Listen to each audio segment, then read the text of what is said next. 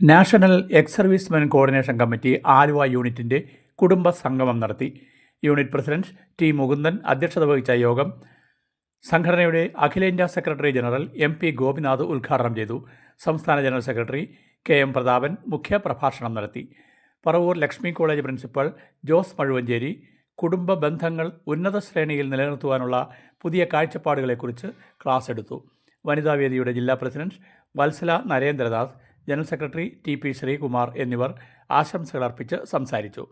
സംഘടനയുടെ അഖിലേന്ത്യാ സെക്രട്ടറി ജനറലായി തിരഞ്ഞെടുക്കപ്പെട്ട MP ഗോപിനാഥ്, സംസ്ഥാന സെക്രട്ടറിയായി തിരഞ്ഞെടുക്കപ്പെട്ട KM പ്രതാപൻ, വനിതാ ഫോറം പ്രസിഡന്റ് വത്സല നരേന്ദ്രനാഥ്, കടുങ്ങല്ലൂർ ഗ്രാമപഞ്ചായത്ത് പ്രസിഡന്റും യൂണിറ്റ് അംഗവുമായ ഗീത സലിംകുമാർ, 80ന് നിറവിലെത്തിയ സദാശിവ പണിക്കർ, വിദ്യാഭ്യാസത്തിൽ ഉന്നത നിലവാരം കരസ്ഥമാക്കിയ മുൻ സൈനികരുടെ കുട്ടികൾ എന്നിവരെ ചടങ്ങിൽ ആദരിച്ചു.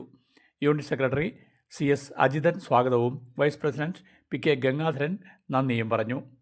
പെരിയാർ വിഷനു വേണ്ടി ഷാജി കോട്ടപ്പറമ്പിലിനൊപ്പം രാജൻ തിരുവാലൂർ.